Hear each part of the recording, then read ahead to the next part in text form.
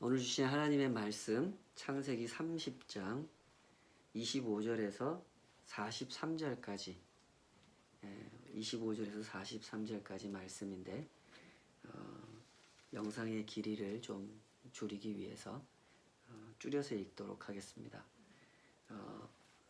예배를 들으실 때 가능하시면 창세기 30장 25절에서 43절까지 다 읽으시고 설교를 청취하시면 좋겠습니다.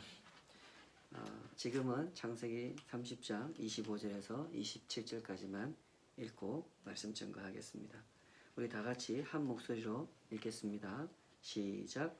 라헬이 요셉을 낳았을 때에 야곱이 라반에게 이르되 나를 보내어 내 고향 나의 땅으로 가게 하시되 내가 외삼촌에게서 일하고 얻은 처자를 내게 주시어 나로 가게 하소서. 내가 외삼촌에게 한 일은 외삼촌이 아시나이다.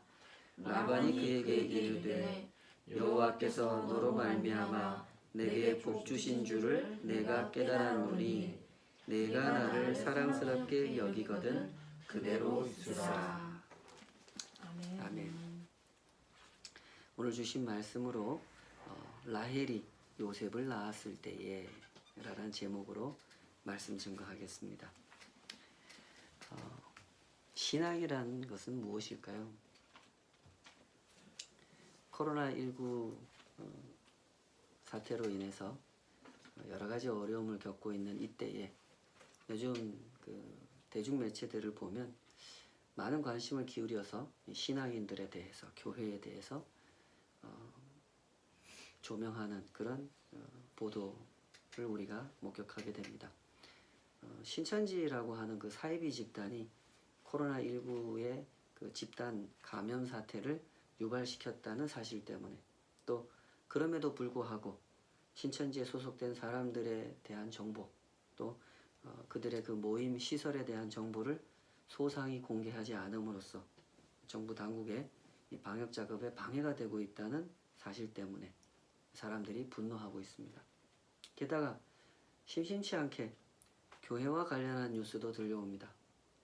아직도 적지 않은 교회들이 방역 당국의 요청을 무시하고 모이는 방식의 예배를 지속하고 있으며, 그 과정에서 교회 모임에 갔다가 감염된 사람들이 생겨나면서 세상이 교회를 보는 시선, 또 세상이 신앙인들을 보는 시선이 더욱더 예민해지고 있는 요즘입니다. 사람들은 교회를 향해서, 신앙인들을 향해서 이렇게 묻고 있습니다. 도대체 당신들이 주장하는 그 신앙이라는 게 뭐냐? 그 신앙이라는 것이 다른 사람들에게 피해를 주고 걱정을 끼치면서까지 그렇게 해서라도 지켜야 되는 것이냐? 신앙이라는 것이 그렇게 이기적인 것이고 그렇게 무책임한 것이냐? 당신들의 하나님은 그런 걸 가르치는 신이냐? 라고 묻습니다. 물론 사람들이 그렇게 묻고 따지는 것은 또 다른 측면에서 생각해 봐야 할 점이 있습니다. 사람들의 질문에는 그 성급한 전제가 있어요. 자기 스스로 주장하는 전제가 내포되어 있죠. 어떤 전제입니까? 우리는 그렇게 살지 않는다는 거죠. 우리는 너희들과 달리 다른 사람한테 피해를 주면서 살지 않아. 근데 너네들은 왜 그래? 라는 전제 하에서 이렇게 따지고 있는 겁니다. 그런 의미에서 교회를 향해 신앙이 무엇이냐고 묻는 사람들은 먼저 자신을 좀 돌아봐야 합니다. 내가 정말 이런 것을 따질 만한 자격을 가지고 있는지 진지하게 생각해 봐야 하죠. 그러나 그것은 그들의 몫입니다. 그 대답은 그들에게 맡기고 우리는 이 질문 앞에 서야 됩니다. 자, 진지하게 이 질문 앞에 서 보십시다. 도대체 당신들이 주장하는 신앙이라는 게 뭡니까? 그 신앙이라는 것이 다른 사람들한테 피해를 주고 걱정을 끼치면서까지 지켜야 되는 것이냐? 신앙이라는 것이 그렇게 이기적인 것이 그렇게 무책임한 것이냐? 당신들의 하나님은 그런 걸 가르치느냐? 이 질문 앞에 서 보십시다. 우리들의 대답은 무엇입니까? 그렇지 않다는 것이죠. 하나님은 그렇게 가르친 적이 없습니다. 예수님은 제자들에게 이렇게 말씀하지 않았습니까? 너희는 세상의 소금이다. 교회는 세상 속에서 교회다운 맛을 내야 된다. 그 맛을 낼 수 없다면 교회는 세상에서 버림받을 수밖에 없을 거다. 너희는 세상의 빛이다. 너희의 착한 행실을 사람들 앞에 보여주고 그 사람들로 하여금 너희의 하나님께 영광을 돌리게 해라. 너희는 세상의 소금이고 세상의 빛이다. 예수님은 그렇게 가르쳐 주셨습니다. 우리가 믿고 따르는 하나님은 이런 분이시란 말입니다. 하나님의 나라의 복음이라고 하는 것은 이렇게 전파되어야 하는 것이며 이렇게 세상 속에 나타나야 하는 것이죠. 우리는 계속해서 야곱의 일생을 읽어가고 있습니다. 정확히 말하면 야곱을 인도하신 하나님의 이야기를 읽어가고 있는 중입니다. 그러나 똑같은 창세기를 읽고 똑같은 야곱 이야기를 읽어가면서도 전혀 다른 관점으로 읽고 전혀 다른 해석을 하고 전혀 다른 적용을 하는 사람들이 세상에는 참 많죠. 그들은 질문합니다. 야곱은 어떻게 해서 하나님께 복을 받았는가? 그런 질문을 가지고 성경을 읽어내고 그렇게 잘못 읽어내고 잘못 적용하면서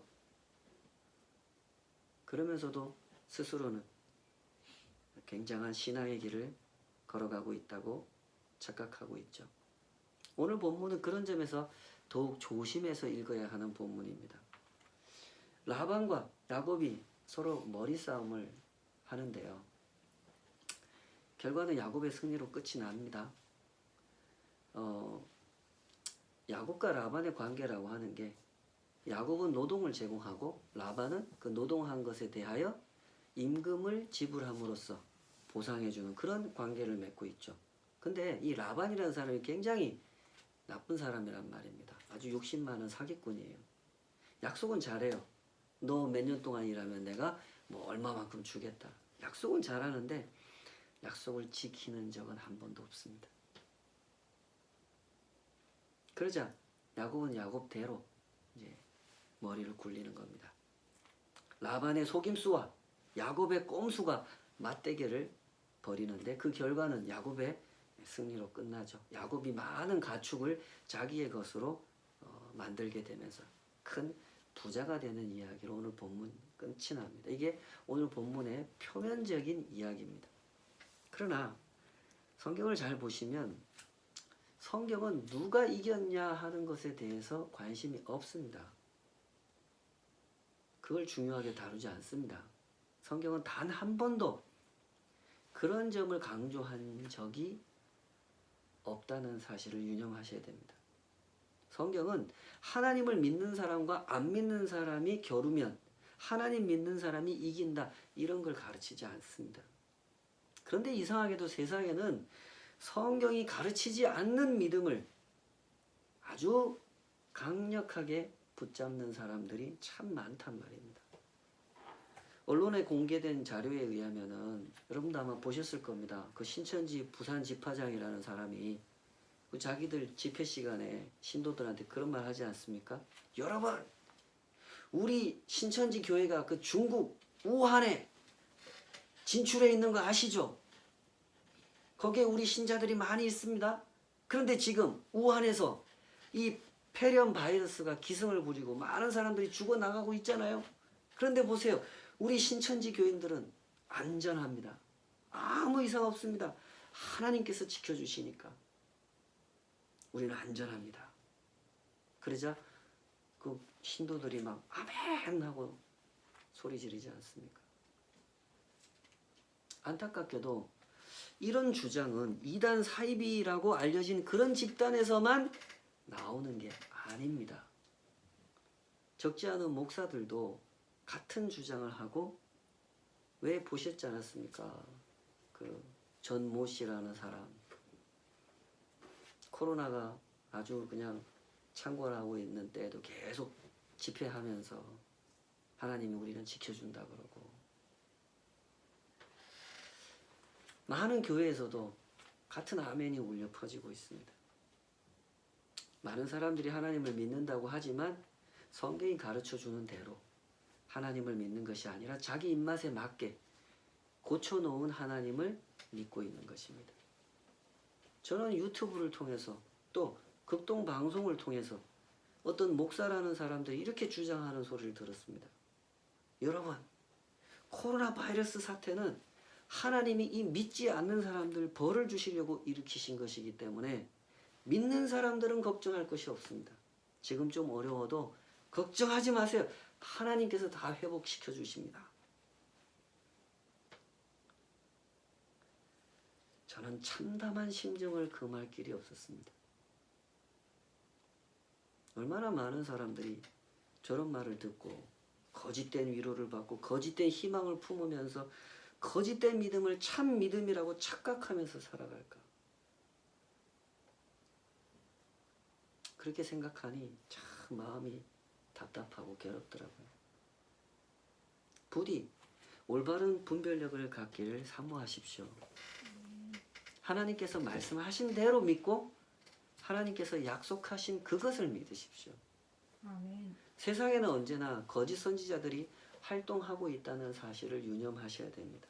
심지어 예수님께서 활동하고 계시는 그때에도 거짓 선지자가 존재했고 바울 사도 역시 그 거짓 선지자들로 인해서 선교 사역에 아주 많은 어려움을 겪지 않았습니까? 보십시오. 이 오늘 본문의 이야기를 통해서 성경이 강조하는 게 뭔지를 보십시오. 성경은 하나님의 계획대로 된다 이 얘기를 강조합니다.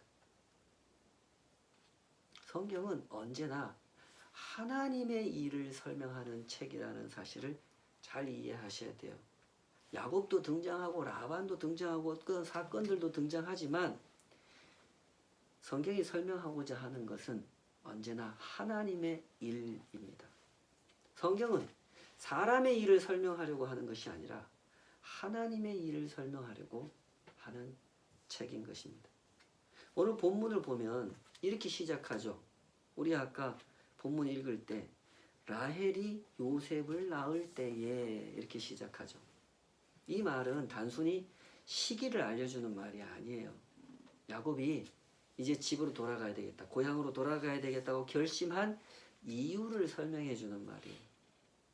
야곱은 왜 라헬이 요셉을 낳을 때에 집으로 돌아가야 되겠다고 생각했을까요?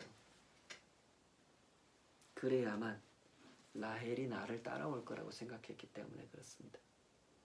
당시에는요, 결혼하면 무조건 아내가 남편을 따라가는 그런 시대가 아닙니다. 우리 이제 바로 뒤에 31장에 가면 거기서 확인되는 바와 같이 그 당시 그 야곱의 아내들 라헬과 레아는 내가 낳은 아들들을 데리고 우리 아버지 라반의 집에서 살 건지 아니면 야곱을 따라가서 살 것인지를 자기가 결정할 수 있었습니다. 그래서 야곱이 막 설득하지 않습니까? 자기를 따라가자고. 야곱은 이때를 기다린 거예요.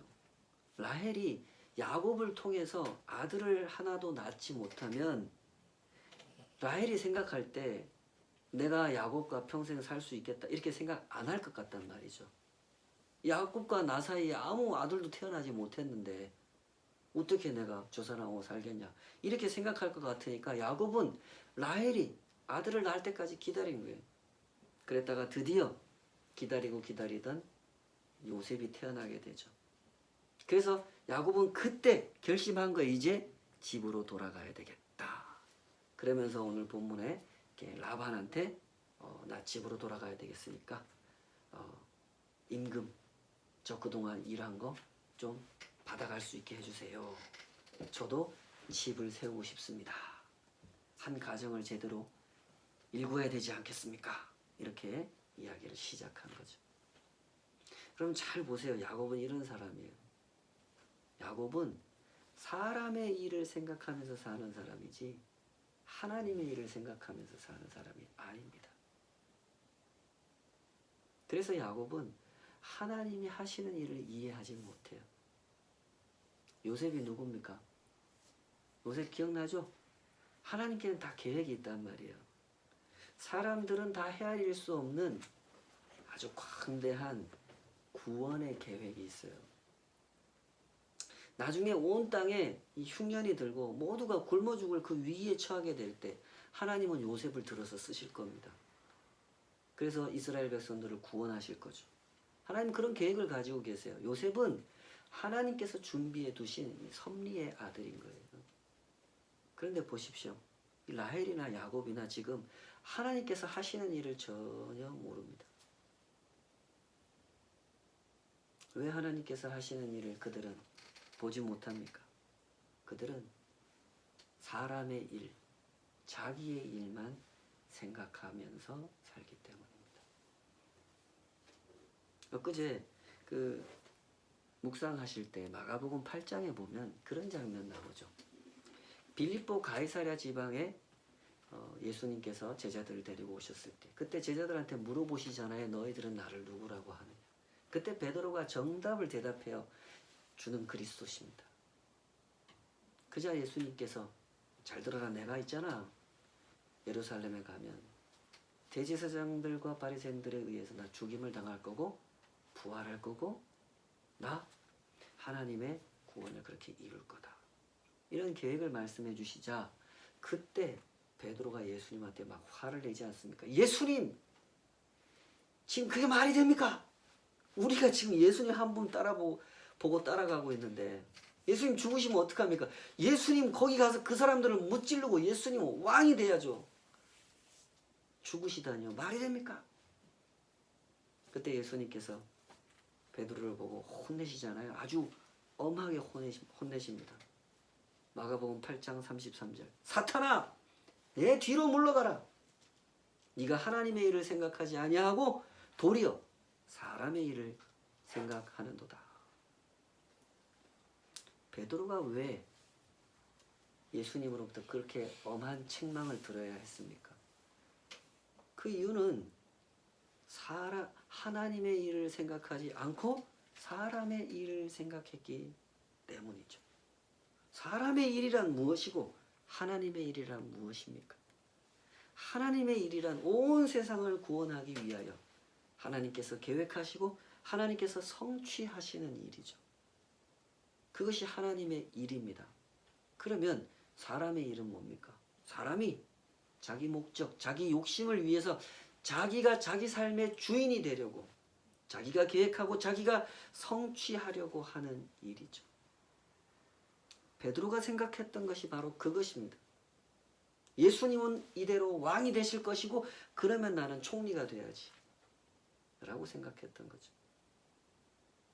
하나님 나라의 제자로 부름받은 베드로가 하나님의 일을 생각하지 않고 사람의 일을 생각하고 있었기 때문에 예수님은 그렇게 책망하셨던 것입니다. 이 장면 바로 앞에서 예수님이 제자들한테 이렇게 주의를 주시는 장면이 또 나오지 않습니까? 8장 15절에 보면 삼가 바리새인들의 누룩과 헤롯의 누룩을 주의하라. 예수님이 말씀하세요. 이때도 제자들이 잘 못 알아들었죠. 여기서 흥미로운 점은 예수님께서 이 사람들, 그 바리새인들과 헤롯 당이라고 하는 사람들을 한 통속으로 묶어서 언급하신다라는 점이 굉장히 흥미로운 점이에요. 왜냐하면 이 사람들은 정치적으로 적대 관계에 있는 사람들이거든요. 이 사람들은 각각 이렇게 주장했어요. 우리야말로 진짜 하나님 나라를 세울 사람들이다 라고 주장했죠. 그러면서 백성들을 선동했어요. 우리한테 표를 몰아달라고. 그래서 헤롯 당하고 바리새파는 서로 정적의 관계였어요. 서로 사이가 되게 나빠요. 바리새파는 철저하게 율법을 준수하는 사람들이 중심이 되어서 세우는 나라. 바울 사도가 옛날에 바리새파 사람이었죠. 그런 사람들이 그 나라의 부귀와 영광을 독차지하는 나라. 그것이 하나님의 나라라고 믿는 사람들이었고 이 헤롯 당은 무슨 소리야. 저 헤롯이 바로 하나님이 보내준 진정한 지도자인데 헤롯이 진정한 왕이 돼야 되고 헤롯을 중심으로 모이는 그 사람들이 세우는 나라. 그게 진짜 하나님 나라다라고 믿는 사람들이었죠. 그런데 이런 이 정적의 관계에 있는 사람들을 예수님은 한 통속으로 묶어서 표현하신단 말이에요. 지지하는 대상이 다르고 지지하는 방식이 다를 뿐 추구하는 목표는 같기 때문에 그렇습니다. 내가 주인이 되는 나라, 내 욕심대로 되는 나라, 그들은 그런 나라를 하나님의 나라라고 우기는 사람들이었죠. 그래서 이 사람들은 하나님도 편집하고 성경도 왜곡하는 거예요. 성경에 비추어 볼 때 내가 옳은지 틀린지 그거 왜 중요해? 하나님은 무조건 내 편을 들어주셔야 돼. 그래야 하나님이지. 라고 생각하는 사람들 때문에 이 사람들은 서로 적대적인 관계 속에 있었음에도 불구하고 정치적인 목적, 자기들이 추구하는 이익이 서로 결합하면 너무너무 쉽게 손을 잡아요. 그리고 그렇게 잡은 손으로 함께 예수님을 십자가에 못 박았죠. 그 때문에 예수님은 제자들한테 이렇게 가르치셨던 거예요. 삼가 바리새인들의 누룩과 헤롯의 누룩을 주의하라. 바리새인들이 끼치는 악한 영향력, 그들이 백성들을 호도하여 이것이 하나님의 나라다라고 왜곡시키는 그런 행동, 그거 주의하라는 거예요. 바리새인들, 헤롯 땅 사람들, 그들처럼 되지 않도록 주의하라는 거예요. 사람의 일을 생각하느라 하나님의 일을 생각하지 않는 사람은 언제든지 그렇게 변질될 수 있기 때문에, 그러니 너희도 주의하라 라고 말씀하신 거예요. 중세 유럽에서 그 페스트라는 질병이 발생하게 되는데 들어보셨을 겁니다. 이 페스트균에 감염된 들쥐, 그 들쥐에게 붙어서 사는 벼룩이, 쥐벼룩이 그 들쥐를 피를 빨아먹어요.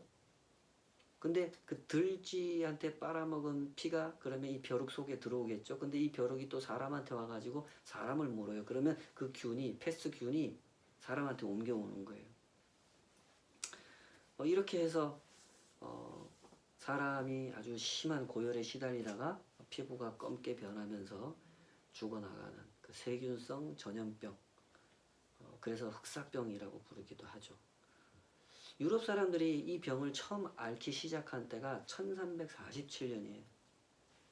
이 당시에 유럽 사람들은 의학 지식이 부족했기 때문에 이 세균이나 바이러스라고 하는 것의 존재 자체를 몰랐습니다. 그래서 병이 발생했을 때 전혀 도움 안 되는 치료법을 사용하고 온갖 미신적인 방법까지 많이 사용했다 그래요. 그 중에서 이 교회가 보인 반응을 보면 참 기가 막혀요. 전염병에 걸린 사람들이 전부 다 교회로 모여든 거예요. 그러니까 신부님이 이 사람들을 다 한 사람 한 사람 끌어안고 막 특히 기도를 해주는 거예요. 이 병마를 쫓아달라고. 어떻게 됐을 것 같아요? 많은 사람들이 죽어나갔지만 그 중에서도 이 교회로 모이던 사람들이 제일 많이 죽었다는 거예요. 그 당시에 이 페스트라는 병이 얼마나 많은 사람을 죽게 했는지 어떤 학자들은 유럽 인구의 5분의 1이 죽었다 그러고 어떤 학자들은 3분의 1이 죽었다 그러는데 어쨌든 아주 많은 사람들이 그렇게 죽어나갔어요. 무지가 만들어낸 비극이요. 신앙을 오해하여 일어난 어리석음이죠. 신앙이란 무엇이고 예배란 무엇입니까? 내 필요, 내 욕구를 앞세워서 하나님의 힘을 이용하는 것, 그런 것이 아닙니다. 신앙은. 신앙이란 하나님의 일을 생각하고 하나님의 뜻을 따르는 것입니다. 내가 나의 주인이 되려고 하고 내가 상황을 장악하고 내 뜻대로 무엇을 펼쳐보려고 하는 것은 전혀 신앙적인 자세가 아니라는 사실을 잘 이해하셔야 됩니다. 언제 이 코로나 사태가 끝날지 누가 알겠습니까? 그런데도 나는 그 시기를 알고 있고 이런 일이 왜 일어나는지 알고 있고 언제 멈출지도 알고 있다. 라고 큰 소리 치는 사람들이 있죠. 그런 사람들 조심하셔야 됩니다. 그런 사람들은 무당에 가까운 사람이지 목사에 가까운 사람이 아닙니다. 혹자는 그런 사람들을 가리켜서 양복 입은 무당이라고 표현하죠. 그들은 하나님의 일을 생각하는 사람들이 아닙니다. 사람들의 이 불안한 심리를 이용해서 교묘하게 거짓 신앙을 파는 장사꾼들이죠. 예수님은 그런 사람들을 가리켜서 거짓 선지자라고 하셨던 겁니다. 우리 조금 전에 찬송 같이 불렀는데 그 일제강점기에 하나님의 명령을 수행하느라고 일본 정치인들에게 가서 일본이요 회개하라. 회개하지 않으면 하나님께서 유황불로 일본을 심판하실 거다. 그거 외치고 붙잡혀가지고 감옥에 들어가서 6년 동안 옥고를 치르신 안희숙 사모님. 그때 당시에는 그냥 교회의 청년이었죠.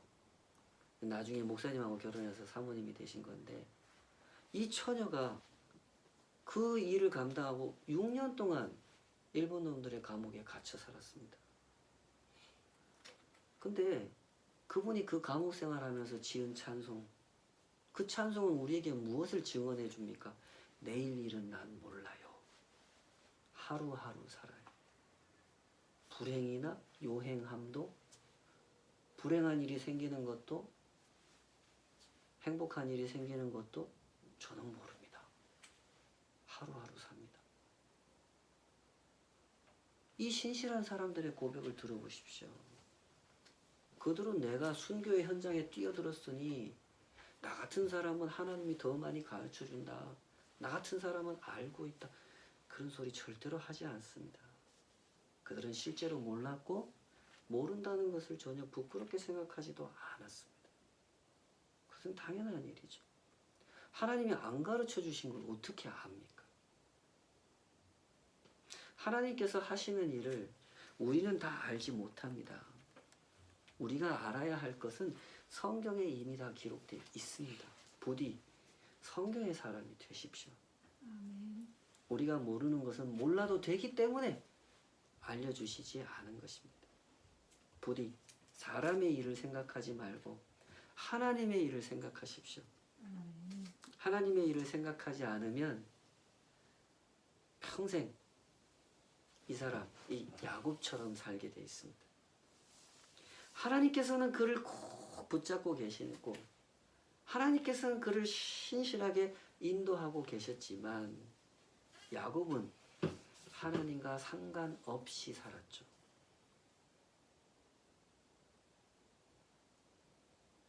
하나님께서는 그를 꼭 붙잡고 계시고 그를 매번 도와주시는데 야곱은 매번 불안해했고 충동적이었으며 자기 욕심을 놓지 못했죠. 야곱의 마음에는 아직도 이 라헬밖에 없었던 거예요. 라헬을 데려가야 한다. 이 생각밖에 없었죠.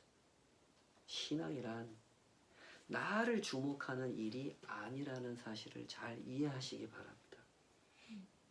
신앙이란 성공한 나, 능력 있는 나, 잘 되는 나를 주목하는 일이 아닙니다. 나를 주목하면 주목할수록 역설적이게도 신앙의 길을 잘 걸어갈 수 없는 겁니다. 신앙이란 하나님을 바라보는 일입니다. 내가 좀 초라해도, 내가 좀 능력이 없어도, 내가 좀 힘든 상황에서 살아도 그런 것은 전혀 문제가 되지 않습니다. 하나님이 계시고 하나님이 일하고 계시는데 뭐가 걱정이겠습니까? 그렇지 않습니까? 우리는 오직 하나님을 바라보면서 하나님께서 하시는 일에 참여하여 나에게 주어진 길, 그 길을 걸어가면 되는 것입니다. 우리에게 허락된 일을 우리에게 허락된 만큼 신실하게 감당하면 되는 것입니다. 아멘. 그것으로 충분합니다. 부디 그 길을 가십시오. 네. 하나님께서 함께 하십니다. 아멘. 우리 같이 기도할까요? 아버지 하나님, 주님의 선하신 손을 찬양합니다. 저희들의 어떠함과 상관없이 하나님은 하나님께서 계획하신 대로 저희들을 구원하기 위하여 그토록 신실하게 일해 오셨고 지금도 일하시며 영원토록 일하실 줄 믿습니다. 부디 우리의 눈을 열어 하나님께서 하시는 일을 볼 수 있게 하여 주시옵소서. 신앙을 오해하여 끊임없이 내가 보고 싶은 것만 보려고 하고 내가 보고 싶은 것을 보지 못했을 때 낙심하고 좌절하고 분노하면서 엉뚱하게도 하나님과 어긋난 길을 가버리려고 하는 주님, 우리는 그런 위험성을 항상 안고 있는 사람들입니다. 우리의 마음을 붙잡아 주시고 우리에게 그 진리의 말씀을 가르쳐 주시옵소서. 하나님의 일이 얼마나 완벽하게 하나하나 이루어져 오늘 우리의 삶이 이렇게 존재하고 있는지 그 진실을 보게 하여 주시옵소서. 내가 지금 살고 있는 것이 내 능력으로 내 계획대로 내 실력대로 된 일이 아니라는 것을 진실하게 인정할 수 있게 하여 주시옵소서. 그리하여 주님께서 인도하시는 그날까지 영원토록 주님만 따라가며 주님의 일하심에 참여할 수 있도록 우리 각 사람의 마음을 붙잡아 주시옵소서.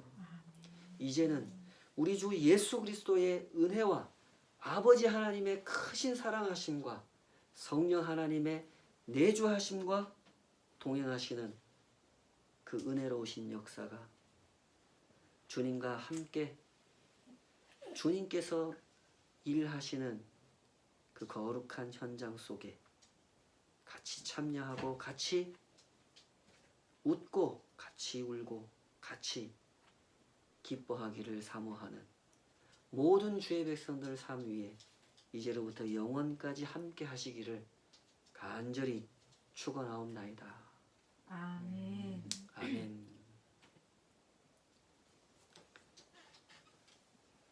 화이팅입니다. 여러분 승리하십시오.